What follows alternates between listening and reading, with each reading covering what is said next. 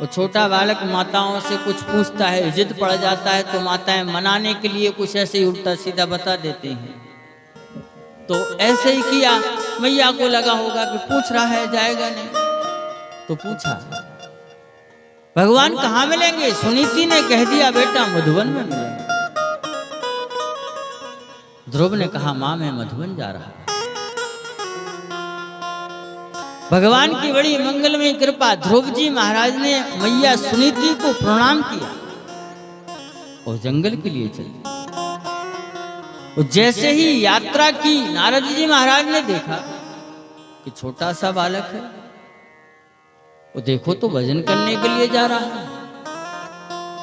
इस बालक की हम निष्ठा भी तो देखें कैसी है, कहीं ऐसा तो नहीं थोड़ी देर चले जाके और फिर लौट के आ जाए।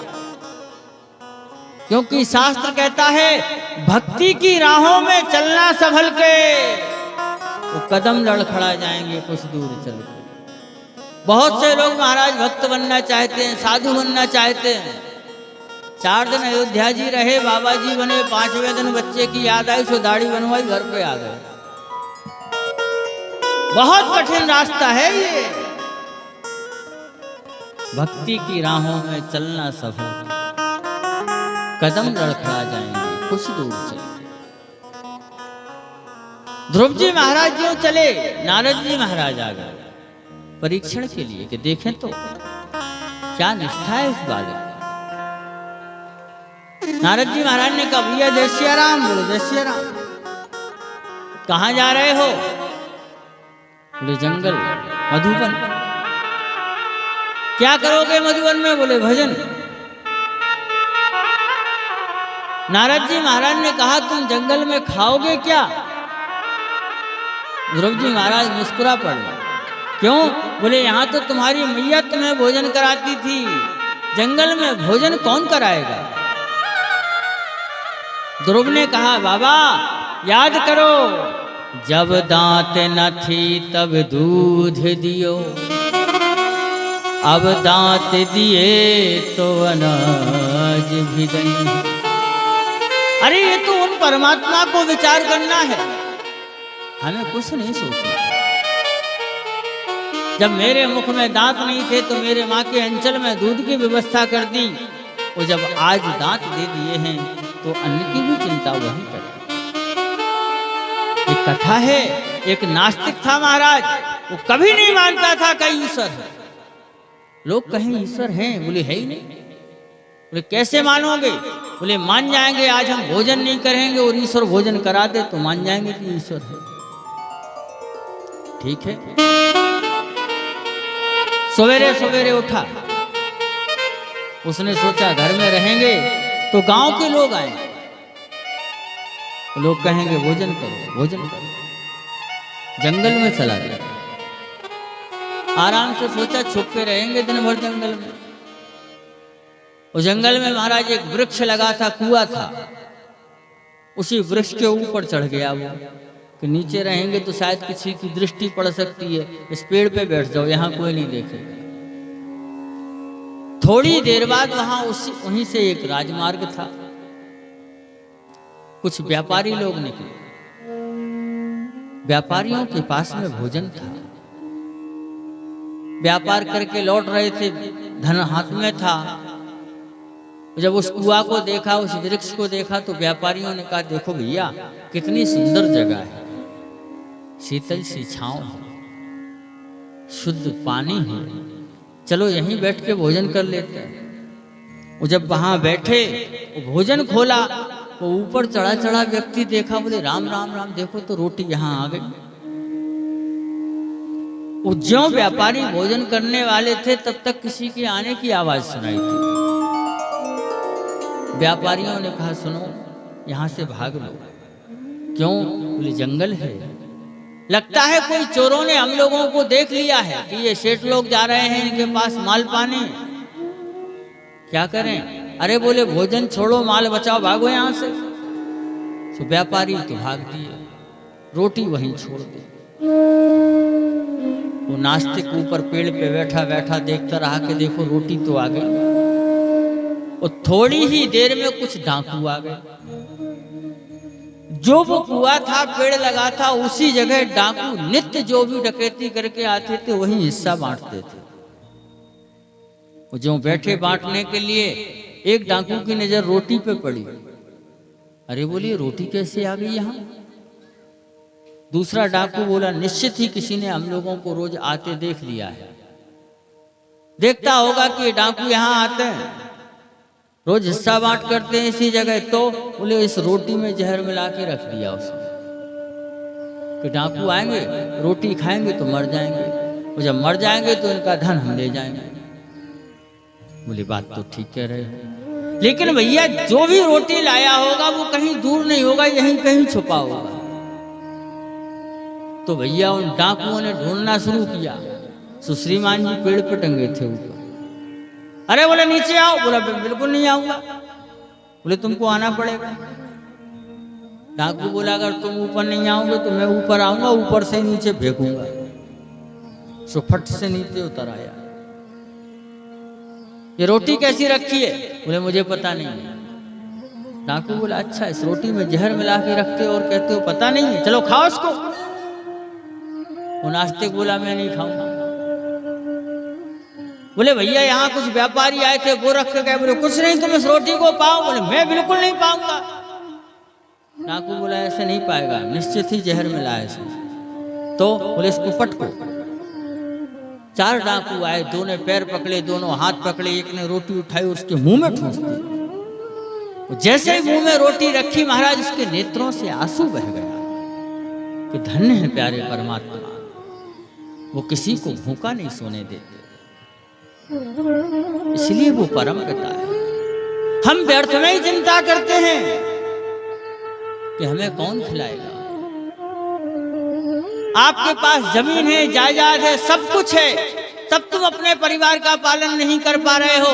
एक व्यक्ति वो है जो रोड पे केवल एक त्रिपाल तान के सो रहा है, वो परिवार के साथ रह रहा है। तुम जाते हो उसे खिलाने, जीविका उसकी भी चल रही है। ध्रुव जी महाराज कहते हैं नारद जी, जब दूध न थो तब दांत दिए, अब जब दांत दिए तो अनाज भी दई। नारद जी महाराज ने कहा उस जंगल में बड़े बड़े भयंकर हिंसक जीव रहते,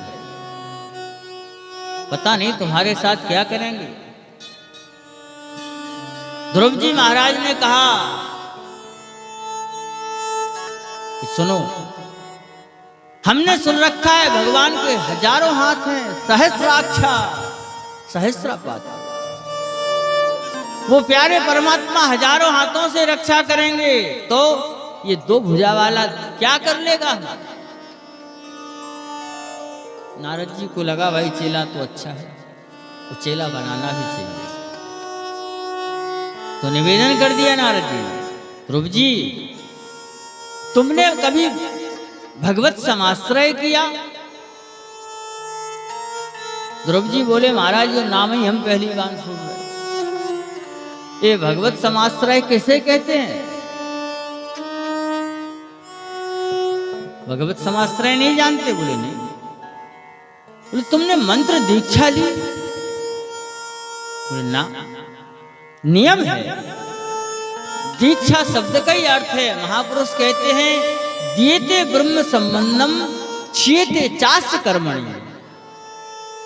गुरु प्रत्येक व्यक्ति को बनाना चाहिए, और जब तक महाराज आप गुरु नहीं बनाते हैं तब तक हमारी आपकी पूजा सब बेकार है। भगवान सूर्य भी अपना अर्घ स्वीकार नहीं करते हैं जो मंत्र दीक्षा नहीं लेते। कई लोगों की ऐसी मानसिकता रहती है महाराज क्या पति पत्नी को एक गुरु बनाना चाहिए? बिल्कुल बनाना चाहिए। बोले वो बहन भाई हो जाते हैं। अरे कैसी बात करते हो, किस रिश्ते से बहन भाई हो गया? अब राम जी के वंश में देखो तो सूर्यवंश जब से चला है एक ही गुरु है, तो सब बहनी भैया हो गए। मंत्र दीक्षा तो महाराज हमारे यहाँ पहले पूरे परिवार के वंश के एक ही गुरु हुआ करते। दीक्षा एक संस्कार है, बहुत से लोग कहते हैं महाराज विवाह के बाद लेंगे, एकदम नहीं। हमारे यहाँ कुंवारी लड़कियां भी दीक्षा लेती हैं, बच्चे भी दीक्षा लेते हैं। दीक्षा शब्द का अर्थ क्या है? लोग गुरु बनाते हैं, गुरु जी कहते हैं एक फल छोड़ दो, हैं? बनाया होगा आप लोगों ने, वो फल छुड़वाते हैं। लेकिन एक बात बताओ आप, फल के छोड़ने से क्या हो जाता है?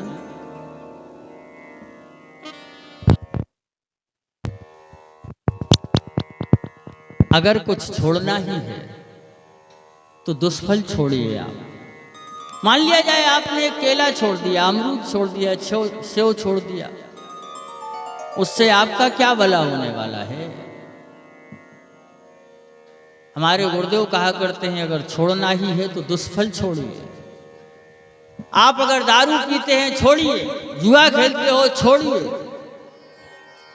कोई यदि अगर उपद्रव करते हैं, क्रोध करते हैं, वो छोड़िए। आपने फल छोड़ दिया नहीं।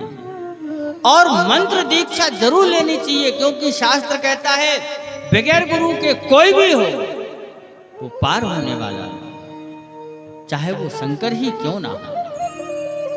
बाबा गोस्वामी तुलसीदास जी महाराज तो निवेदन भी किए हैं मानस में,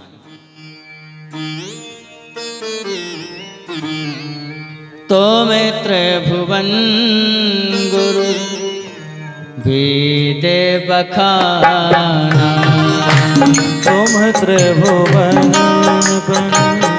वेद बखाना, तुम त्रिभुवन वेद बखाना, तुम त्रिभुवन गुरु वेद बखाना, तुम त्रिभुवन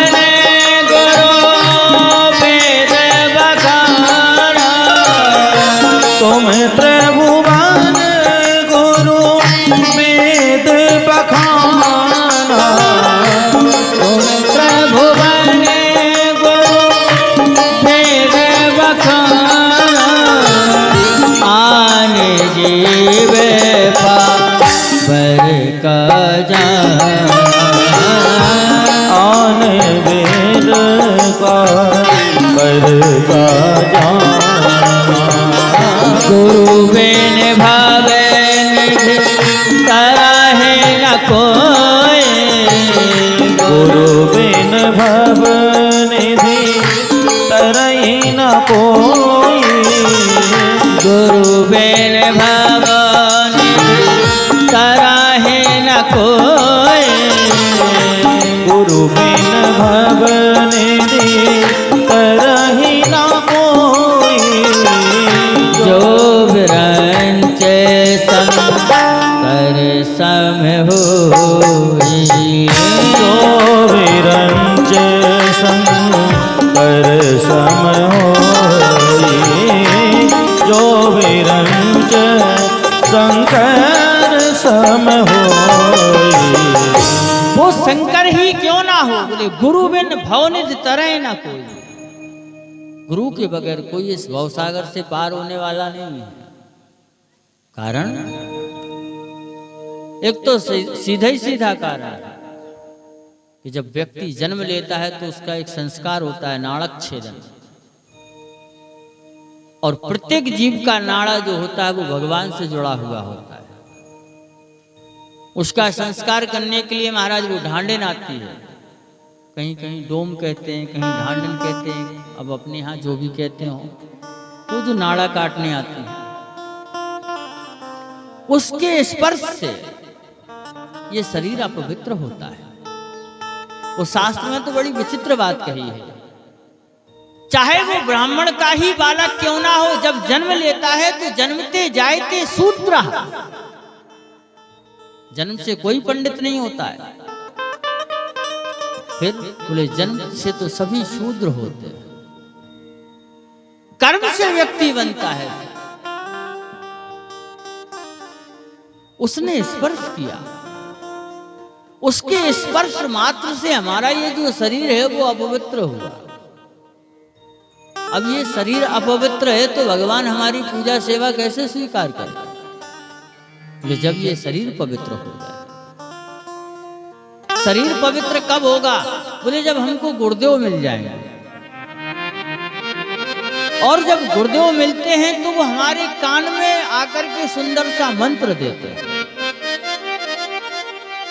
उस मंत्र की कृपा से ये शरीर पवित्र होता है। लेकिन हम निवेदन ये करेंगे कि आप गुरु कैसेट वाले मत बनाना। बहुत से लोग कैसेट से ही मंत्र दीक्षा लेके आ जाते हैं। नहीं, जब तक गुरुदेव आपके कान में आकर के वो मंत्र नहीं देंगे जो गोपनीय है, गुप्त है, तब तक आपका शरीर पवित्र होने वाला नहीं। और एक और सावधानी रखना, लोग कहते हैं गुरु बनाओ जान के, तो पानी पियो छान के। सही बात है, क्यों परीक्षित जी? ऐसी बात है। अच्छा एक बात बताओ, अच्छा हम नहीं कह रहे हैं, आपकी ही बात सुना रहे हैं। आप लोग कहते हैं पानी पियो छान के, आपके पानी में हम जहर मिला दें, वाई जी छान लो छन्नी से, छनेगा? पियोगे तो सीता ही राम हो जाओगे। गलत है ना तरीका। पानी कभी नहीं छनता। करो क्या? गुरु बनाओ छान के और पानी पियो जान के। पानी को जान के पीजिए। हम उल्टा कहते हैं इसको। गुरुओं को छानो, पता नहीं गुरु जी है कि जगत गुरु है। हाँ, तो हमने देखा बहुत से लोग तो वो ढक्कन, वो क्या नाम उसका, रामपाल बाबा के चेला बैठे, वो कहता माँ बाप को प्रणाम नहीं करो। उसके बाप को प्रणाम करें, फिर किसको करें? हम अपने यहाँ बुंदेलखंड में एक गांव सेई में कथा कर रहे थे। एक सज्जन आ गए, बोले माँ बाप को प्रणाम नहीं करना चाहिए। तो हमने कहा एक काम करो, अपने लड़का से जूता उतरवाओ और रोज खोपड़िया में घलवाओ, यही सबसे बड़ा धर्म है। बोले महाराज क्या कह रहे हैं? हम बिल्कुल ठीक कह रहे हैं। क्या लोगों ने मानसिकता बना रखी है। अगर आप ऐसे गुरु बनाओगे तो कल्याण होने वाला नहीं है। गुरु ऐसे बनाओ जो नित्य अग्निहोत्र करते हो, भजन करते हो, कुछ नहीं तो कम से कम एक संध्या तब भी करते हो, तो वो आपका मंगल कर देंगे। और अगर ऐसे गुरु बना ले तो फिर सीता ही राम है। कुछ गुरुओं का उद्देश्य रहता है, उन्हें मतलब नहीं रहता है कि तुम स्वर्ग में जा रहे कि नरक में। उनका उद्देश्य क्या है? कभी आना अयोध्या, देखना आप रोड पे खड़े रहते गुरुजी, चिल्लाते। आप लोग गए होंगे, सरयू जी स्नान करने जाओ, देख लो गुरुजी मिलते हैं और चिल्लाते हैं। संत तो कहते हैं, बोले गुरुआ खड़े बाजार में, चेला कंठे ले आओ, चेला कंठी ले जाओ। लक्ष्य क्या है? बोले स्वर्ग में जाओ चाहे नरक में, वो हमें रुपया। तुम होरी में चले जाओ ना, कौन मतलब नहीं है। उनका उद्देश्य केवल पैसा है। वो ऐसे गुरु बनाओगे तो फिर आपका कल्याण होने वाला नहीं है। बहुत से लोग तो गुरु ढूंढने जाते हैं, चून कंडा बांध लिया, बोले कहां जा रहा? बोले गुरुजी ढूंढने। असंभव है। गुरु ढूंढने से नहीं मिलते,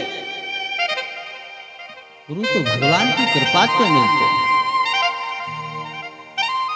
कब आपके ऊपर भगवान की वह कृपा हो जाए, कब ठाकुर जी कृपा कर दें, तब आपको गुरु मिले। इसलिए गुरु बनाओ। गुरु कैसे बनाने हैं वो आप खुद समझ सकते हैं। भजन करते हो, अग्निहोत्र करते हो, संध्या करते हो, ठाकुर जी की सेवा करते हो, ऐसे गुरु बनाओ तो शायद तुम्हारा मंगल हो जाए। और यदि अगर महाराज जो केवल दिखावे के गुरु हैं, उनको आपने गुरु बना लिया। बहुत से गुरु तो ऐसे हैं कि उन्होंने खुद गुरु नहीं बनाए और चेला बना लिए 10-20 हजार। हाँ, हमारे यहाँ गुरु परंपरा में वो मंत्र दिया जाता है जिसका पुरस्चरण स्वयं आपने कभी किया हो। लोग गायत्री देते हैं, लेकिन अभी ये नहीं बता पाएंगे कि गायत्री का श्राप मुक्त कैसे किया जाता है। इस पूरी अंडा में हम कह रहे हैं अगर कोई हो बता दे हमें, तो मां से हम कथा कहना छोड़ देंगे।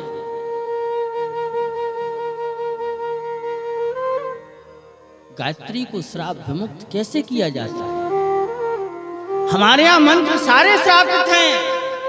आपको एक हम प्रमाण दें, आज के समय में ये कलयुग है, मंत्र कैसेट से बच रहा है। कोई व्यक्ति पूजा कर रहा है, उस समय उसे मंत्र सुनाई दे रहा है। कोई भजन कर रहा है, उस समय उसे भी सुनाई दे रहा है। वो मंत्र अगर सीधा प्रभाव अपना करेगा तो जो पूजा कर रहा है उसे लाभ होगा, वो जो उपद्रव कर रहा है वो तो पागल ही हो जाएगा। लेकिन जो पूजा करता है उसे मंत्र लाभ नहीं कर रहा है, वो जो उपद्रव कर रहा है उसे नुकसान नहीं कर रहा है। उसका कारण है मंत्र श्रापित हैं। सब मंत्रों को कीलित किया गया। हनुमान जी महाराज ने कीलन किया है ऋषियों को बुलाकर। कथा है, त्रेता के अंत में एक शंभुक नामक शूद्र जाके तप करने लगा। एक पंडित जी महाराज का बालक मर गया। पंडित जी ने उस बालक को लिया और राम जी के पास रख दिया। वो पंडित त्रिकाल संध्या करता था। भगवान से कहा, महाराज ये आपका पाप है। आपके राज्य में कहा जाता है अल्प मृत्यु नहीं कबने उपीरा, किसी की अल्प मौत नहीं होती।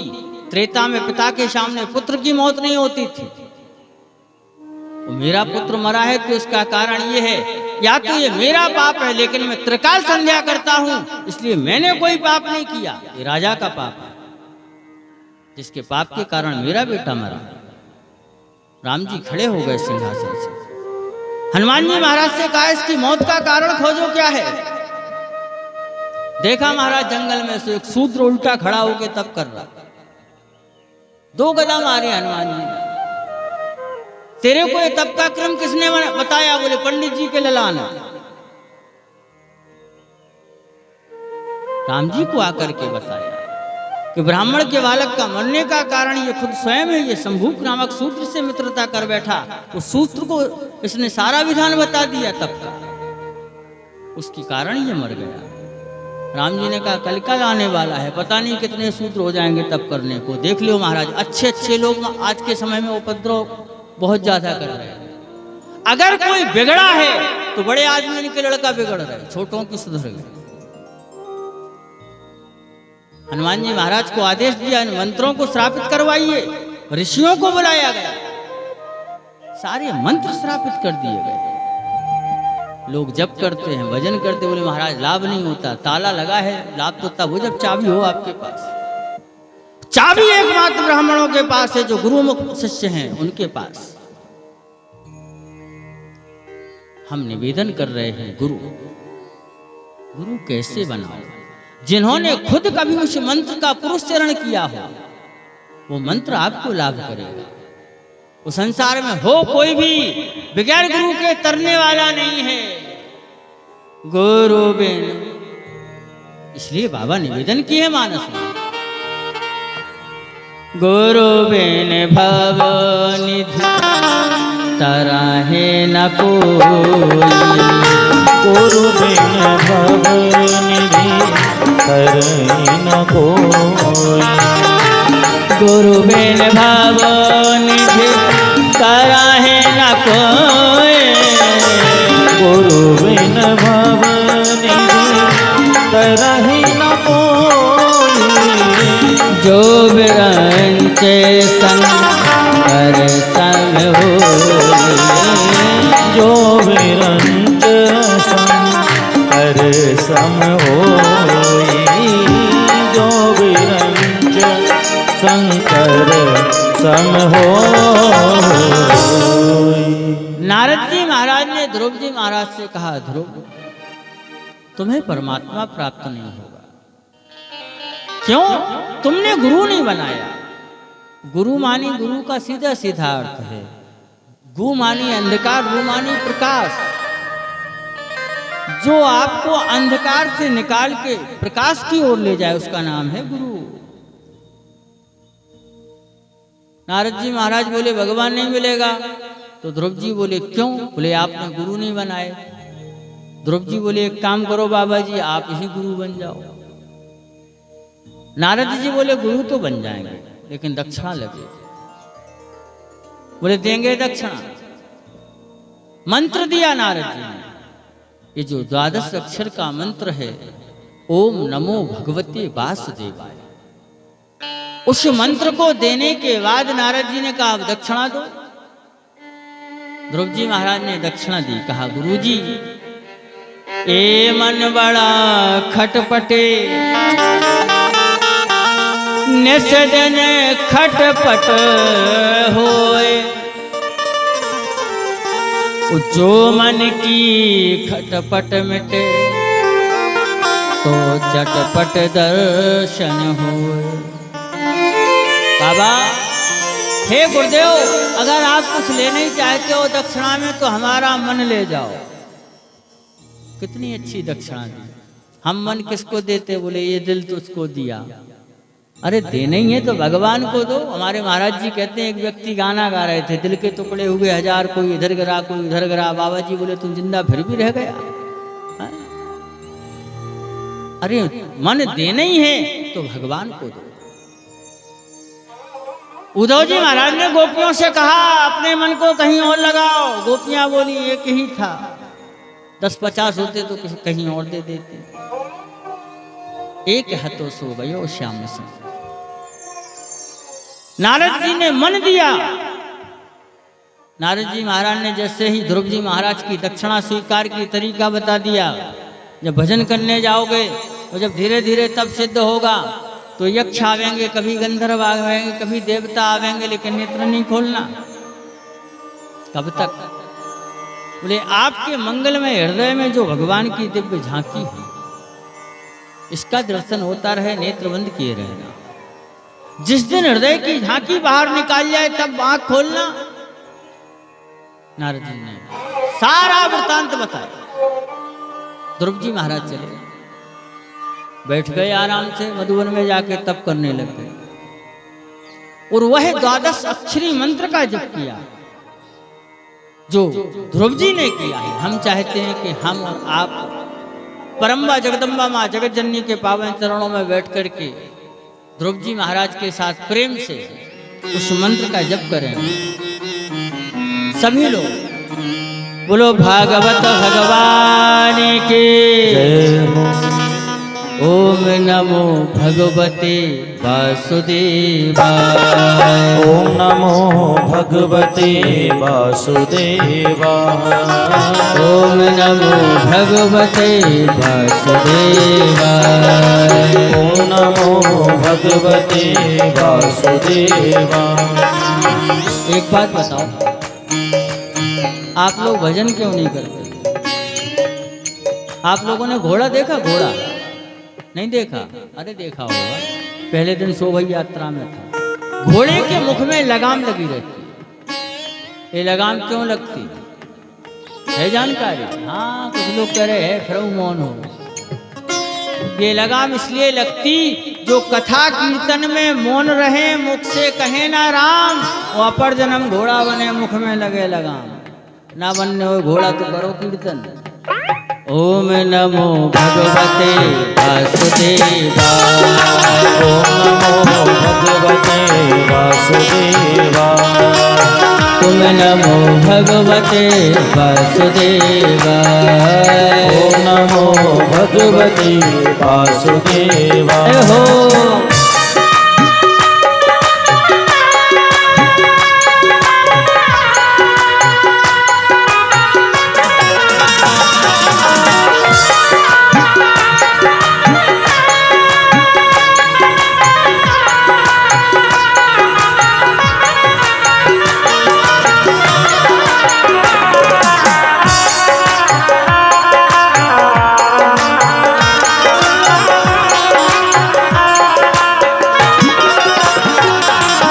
हो नमो भगवते वासुदेवाय।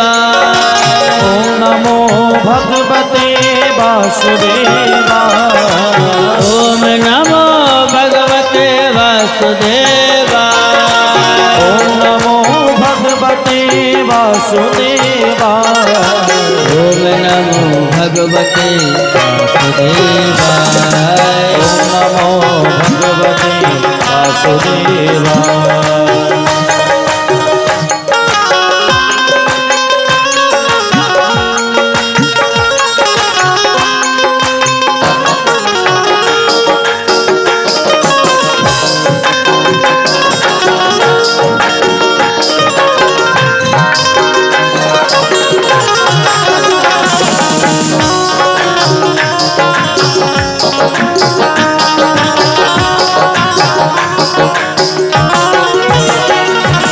वासुदेवाय मेरो कृष्ण चंद्रा वासुदेवाय मेरो कृष्ण चंद्रा वासुदेवाय मेरो देवकी सुता वासुदेवाय मेरो देवकी सुता वासुदेवाय मेरो नंद नंदनाय वासुदेवाय मेरो नंदनाय ओम नमो भगवते वासुदेवाय जय हो ओम नमो भगवते वासुदेवाय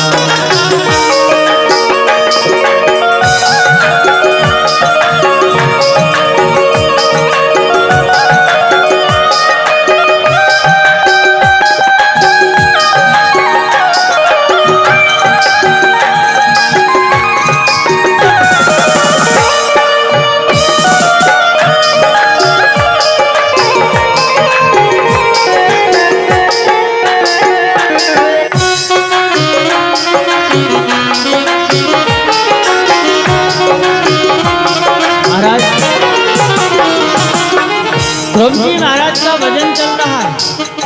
कभी चार शुरुआत में जब प्रारंभ करते हैं तो 4 घंटे भजन करते हैं, और जब दूसरा महीना प्रारंभ हुआ तो 6 घंटे भजन हो गया। तीसरे महीने में ध्रुव जी महाराज 10 घंटा भजन करने लगे। नमो भगवते वासुदेवाय श्री ध्रुव जी महाराज त्रात्रांते त्रात्रांते प्राप्ते कपित्त वज्रासन। तीसरे महीने में जब भजन प्रारंभ किया तो 9 दिन के लिए बैठने लगे और भजन करते थे। 5वें महीने में तो ध्रुव जी महाराज जब पहुंचे तो 20 घंटे भजन। 5वें मास्यनो प्राप्ते जितस्वासो नृपात्मज। ध्रुव जी महाराज का तरीका देखे मुझे कछु दिन भोजन बार बतासा। शुरुआत में भोजन किया, फिर फलार किया, फलार छोड़ के लता पत्तों का भक्षण किया। 5वें महीने में बोले महाराज बतासा, ये शक्कर का बतासा नहीं जो हम लोग खाते, तो जो जल से बबूला उत्पन्न होता है उस बबूला को अपनी जीवा से चख लेते हैं, भजन करते हैं। भगवते वासुदेवाय ओम नमो भगवते वासुदेवाय वासुदेवाय मेरो देवकी सुता वासुदेवाय मेरो देवकी सुता वासुदेवाय मेरो प्राण बल्लभा वासुदेवाय मेरो प्राण बल्लभा। ओम नमो भगवते जय हो ओम नमो भगवते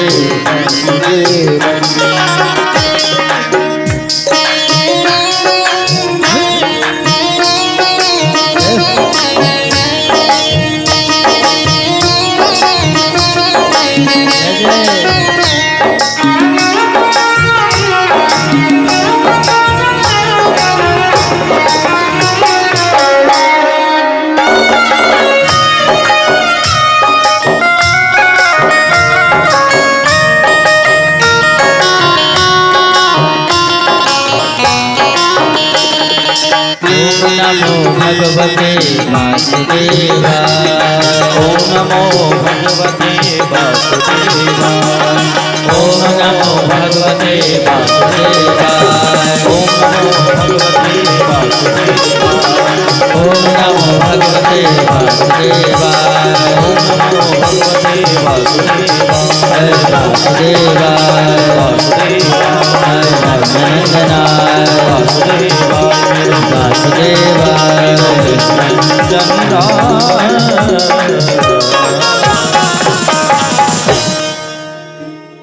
नैवं विदामो भगवन् प्राणरोधम्। जैसे ही छठवां महीना प्रारंभ हुआ, ध्रुव जी महाराज 24 घंटा भजन करते, एक पैर से खड़े हैं। इतना भयंकर तप प्रारंभ कर दिया कि देवता परेशान हो गए। देवता महाराज सब एकत्रित होकर के भगवान के पास पहुंचे। भगवान से कहा, प्रभु रक्षा करो, रक्षा करो। नैवं विदामो भगवान प्राणरोधम। ठाकुर जी से प्रार्थना करने लगे। भगवान ने कहा, क्या हुआ? बोले, प्रभु समझ में नहीं आ रहा है, क्या हुआ? इतना भयंकर तप ये कौन सा बालक है जो कर रहा है, जिसकी तप की कृपा से हम देवताओं को श्वास लेना भी मुश्किल हो गया है। ठाकुर जी खड़े हो गए। वो जब चलने लगे, लक्ष्मी ने पूछा, प्रभु कहां जा रहे हो? भगवान ने कहा, देवी आज हम अपने भक्त के दर्शन करने के लिए जा रहे हैं। देखो एक बहुत अच्छी बात, ठाकुर जी कभी ऐसा नहीं कहता है कि हम अपने भक्त को दर्शन देने जा रहे हैं। भगवान चाहते तो कहते थे कि हम ध्रुव को अपने दर्शन देने जा रहे हैं, लेकिन नहीं, हम अपने भक्त के दर्शन करने जा रहे हैं। एक कथा आती है, एक बार भक्त और ज्ञानी दोनों झगड़ गए, दोनों से ही लड़ाई हो गई आपस में। और झगड़ा किस बात का? ज्ञानी कहे हम बड़े, भक्त बोला हम बड़े। दोनों बोले निर्णय कैसे हो? बोले निर्णय हो जाएगा, एक काम करो, दोनों ही भगवान के पास चलते हैं। और दोनों ठाकुर जी के पास पहुंच गए। बोले प्रभु एक प्रार्थना है। भगवान ने कहा, बोलो क्या हुआ? बोले ये बताइए, ज्ञानी बड़ा होता है या भक्त? जैसे ही ज्ञानी ने भगवान से पूछा तो भगवान ने सीधे कह दिया, भैया ज्ञानी तो मेरी आत्मा है। ज्ञानी बहुत प्रसन्न हो गया, भक्त को बुरा लगा। भक्त ने अपनी आसन उठाई और दाबी कंधा में चल दिया। भगवान ने कहा, भाई तुम कहां जा रहे हो? भक्त बोला, आपको क्या करना, मरने जा रहा है और कहां जा रहा है? क्यों भाई? अरे बोले आपको निर्णय करना नहीं आता। आपको कहना था कि ज्ञानी हमारी आत्मा है तो पहले हमें भी थोड़ा बिठा लेते, आराम से बिठाल के पानी आनी पिला देते और फिर कह देते कि ज्ञानी हमारी आत्मा है। अब बताओ, ज्ञानी से भी बड़ा कोई पद होता है, पोस्ट होती है? भगवान बोले, भक्तराज इधर आओ, पूरी बात सुनो। क्या?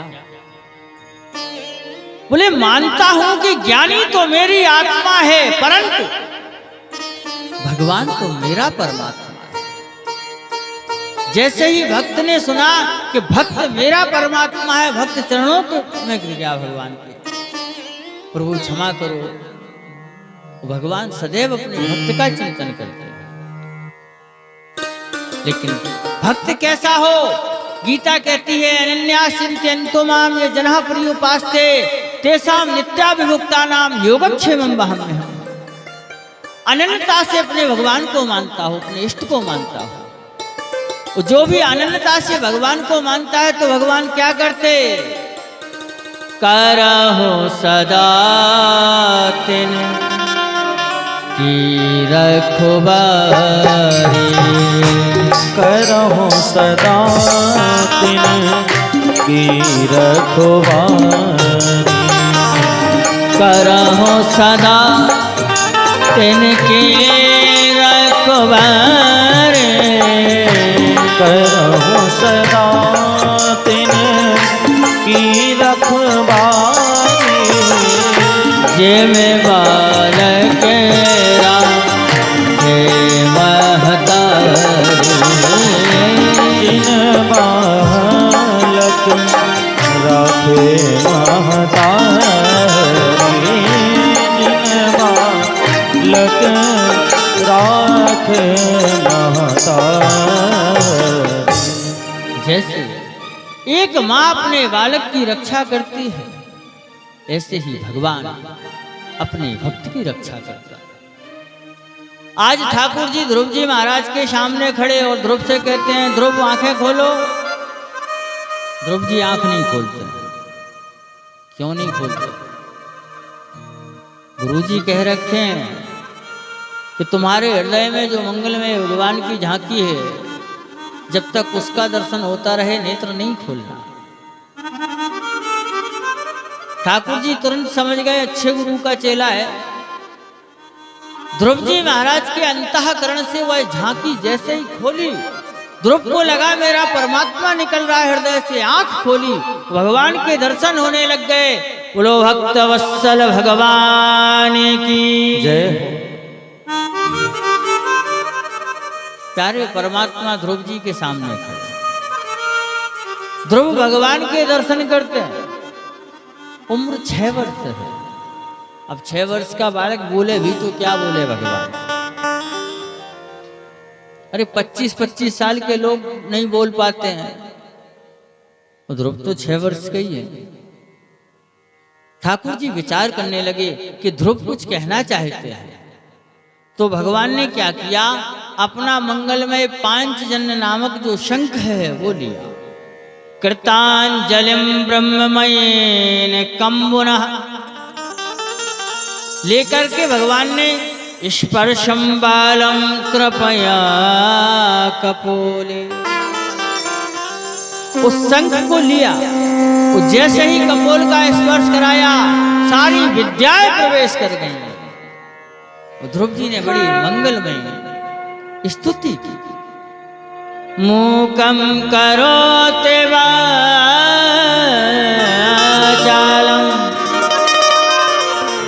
पंगुम लंघ्यते गिरिम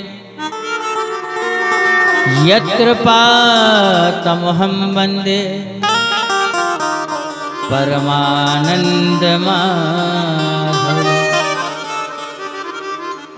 ध्रुव जी महाराज भगवान की स्तुति करने लग गए। प्रभु मैं अज्ञानी हूं, मूर्ख हूं, क्षमा करो, अपनी कृपा करो। ध्रुव जी महाराज की तोतली वाणी को सुनकर के परमात्मा बहुत प्रसन्न हुए और ध्रुव को उठा के अपनी गोद में बिठा लिया। देवता पुष्प वृष्टि करने लगे। बोले ध्रुव तुम धन्य हो। क्यों? अब आप थोड़ा विचार करिए। एक साधारण सी गोद में बैठने के लिए ध्रुव जी महाराज को फेंका गया था उस गोद से। आज अखिल कोट ब्रह्मांड आदि नायक परमपिता परमात्मा की गोद में बैठेंगे। इसलिए संसार से कभी आशा मत करना। ये संसार कुछ देता नहीं है, वो जो देता है वो ले लेता है, लेकिन परमात्मा जो देता है वो वही लेता है। और एक अच्छी बात, आप भगवान से मांगोगे तो शायद मिल जाए, संसार के लोगों से मांगोगे तो मिलने वाला नहीं है। इसलिए शास्त्र कहता है सर्वधर्मान परित्यज्यम माम एकम शरणम व्रज। भगवान की शरण में जाओ और भगवान को पुकारो। लेकिन भगवान को दिखावा प्रिय नहीं है। कैसा दिखावा? भगवान को तो सच्चे मन से पुकारो। संत कहते हैं भगवान कब सुनता है? सुनते हैं मेरे राघव पुकार जब दिल से होती है, लेकिन मुश्किल है। मुश्किल क्या है?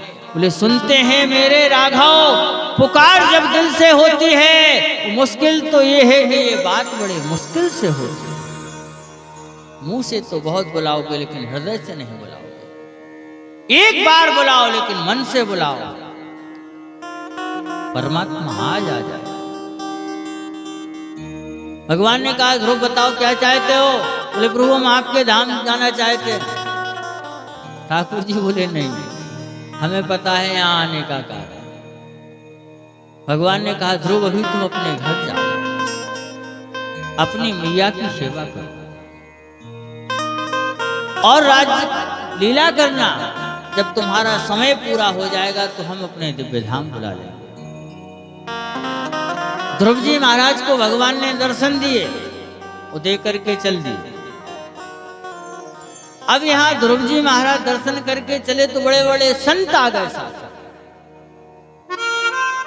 आए तो अकेले थे, आज पूरा संसार लग गया ध्रुव के साथ। किसी ने मैया सुनीति को जाकर के सूचना दी, मां ध्रुव आ रहे हैं। सुनीति को विश्वास नहीं। क्यों? 5.5 वर्ष का बालक घर से चला जाए। अरे 5 दिन, 10 दिन, 15 दिन, 6 महीने बीत गए, कोई पता नहीं है। सुनीति ने कहा भैया क्यों मजाक करते हो? छोटा सा बालक है, जंगल में गया है, उस दिन से पता नहीं क्या हुआ होगा उसके साथ। तब तक संतों की कतार आती देखी। एक महात्मा तो कहते हैं जिस दिन से ध्रुव जी महाराज चले गए उस दिन से सुनीति बहुत रोई। वो इतना रोई कि उसके नेत्रों में महाराज इतना आंसू बहा के दिखता नहीं। वो जैसे ही ध्रुव जी महाराज आए, वो आकर के मैया सुनीति को प्रणाम किया। सुनीति ने तो उसको अपने अंकों में भर लिया, छाती से चिपका लिया। ध्रुव बेटा तुम धन्य हो। क्यों? आज तुमने मुझे मां बना दिया। कुलम पवित्रम जननी कृतार्था, वही मां धन्य है जिन्होंने अपने बालकों को परमात्मा में लगा दिया। अभी महाराज आप किसी से कहो कि अपना बालक दे दो, साधु बनाएंगे। हाँ महाराज साधु ना बनाओ, डाकू बन जाए, चोर बन जाए, जुहारी बन जाए, शराबी बन जाए, लेकिन साधु नहीं। क्यों? जिस कुल में, जिस वंश में एक साधु हो जाए महाराज, 7-7 पीढ़ियां उसकी भगवान के धाम जाते हैं। पहले प्राय लोगों के यहाँ साधु होते थे, उसका एक कारण यह भी था कि पहले 4-4 लड़के भी होते थे, अब तो एक ही है। अब जो बनाना सो उसको ही बना लो। ध्रुव जी महाराज ने मैया के मंगलमय नेत्रों पर स्पर्श किया। सुनीति देखना चाहती हैं ध्रुव। ध्रुव जी महाराज को देख करके मन प्रसन्न हो गया। थोड़ी ही देर में महाराज उत्तानपाद और सुरुचि आ गया। आज सुरुचि हाथ जोड़े खड़ी है, बेटा ध्रुव मुझे क्षमा कर। ध्रुव ने कहा अरे मां, संसार में भला ऐसा कोई पुत्र होगा जो अपनी मां को क्षमा करे? गलती तो पुत्रों से होती है, मां से कभी कोई गलती नहीं होती। दोनों के नेत्रों में आज आंसू हैं। सुनीति देख रही है सुरुचि किस लिए रो रही है। ये कामना कर रही थी ध्रुव तू मर। महापुरुष कहते हैं ध्रुव तू नहीं मरे, लेकिन इसका एक पुत्र था जिसका नाम उत्तम था, वो यक्षों ने मार दिया। इसीलिए तुलसी हाय गरीब की कबहू ना खाली जाए, मुंहों खाल की धोखनी लोहा भस्म है। कभी किसी प्राणी के अमंगल की कामना मत करना, भले ही कोई ना सुन रहा हो, लेकिन कहीं उस परमात्मा ने सुन लिया तो महाराज आपको बर्बाद होने में समय नहीं लगेगा। दोनों महाराज ग्लानि के भाव में खड़े हैं। ध्रुव जी महाराज को महाराज उत्तानपाद ने उठाया और सिंहासन पर बिठाया। ध्रुव ने कहा मां, सुरुचि से कहने लगे मैया तेरी ही कृपा से तो मेरे को आज परमात्मा की प्राप्ति हुई। मां यदि अगर उस दिन तुम मेरे को ना बोलती तो शायद मुझे भगवान नहीं मिलता। इसलिए जब भी कोई बालक सुधरता है तो वाणी से सुधरता है, और वाणी ये बाण की पत्नी है। महाराज उत्तानपाद ने ध्रुव को सिंहासन दिया, कहा ध्रुव तुम इस सिंहासन पर बैठो, भगवान का मंगलमय भजन करो। महाराज श्री उत्तानपाद और सुरुचि जंगल की ओर निकल गए। वास्तव में ध्रुव जी महाराज ने क्या मांगा है भगवान से? महापुरुष कहते हैं, ध्रुव जी कहते हैं, हे ठाकुर जी आपकी मंगलमय कृपा मेरे ऊपर सदैव बनी रहे। संत बड़ा अच्छा चिंतन करते हैं। मांगा है मैंने श्याम से वरदान एक ही, मांगा है मैंने श्याम से वरदान एक ही, तेरी कृपा बनी रहे, तेरी कृपा बनी रहे, जब तक है जिंदगी। मांगा है मैं राम से वरदान एक ही।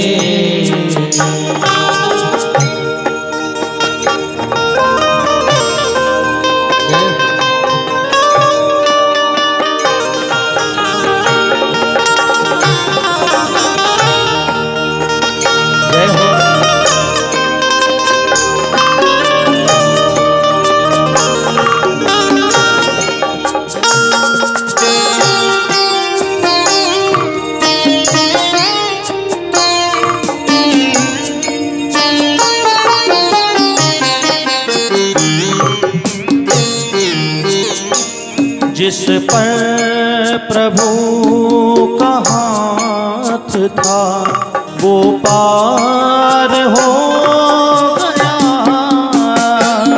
जिस पर प्रभु का हाथ था वो पार हो गया,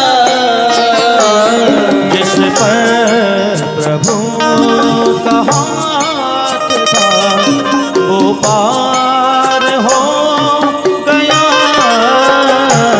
जिस पर प्रभु का हाथ था वो पार हो गया।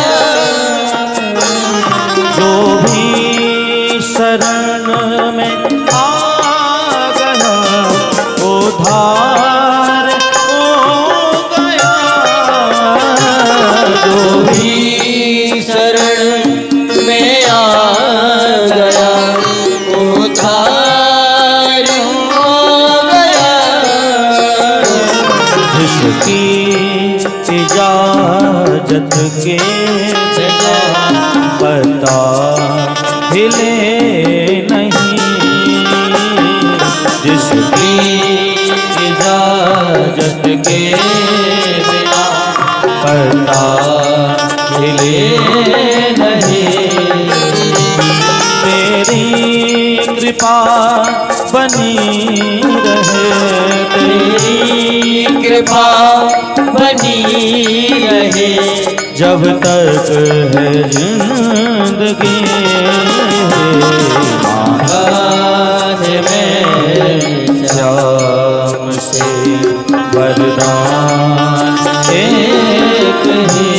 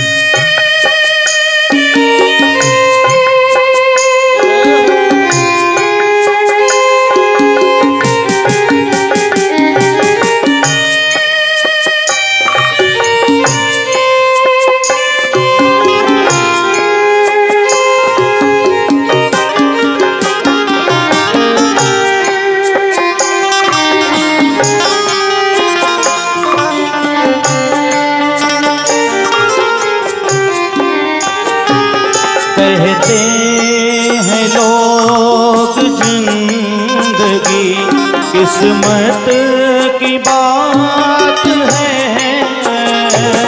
कहते हैं लोग जिंदगी किस्मत की बात है। किस्मत बनाना भी मगर उसके ही हाथ है। किस्मत बनाना भी मगर उसके ही हाथ है। किस्मत बनाना भी मगर उसके ही हाथ है। ओ किस्मत बनाना भी मगर उसके ही हाथ है। कर ले यकीन अब मेरा ज़्यादा समय नहीं। कर ले यकीन अब मेरा ज़्यादा समय नहीं। तेरी कृपा तेरी कृपा तेरी कृपा तेरी कृपा तेरी कृपा बने रहे जब तक है जिंदगी। मांगा है मैंने शाम से वरदान एक ही। तेरी कृपा बनी रहे तेरी कृपा बने रहे जब तक है जिंदगी।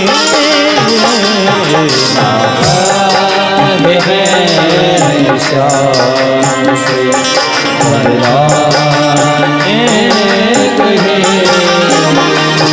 वरदान एक ही। वरदान एक ही।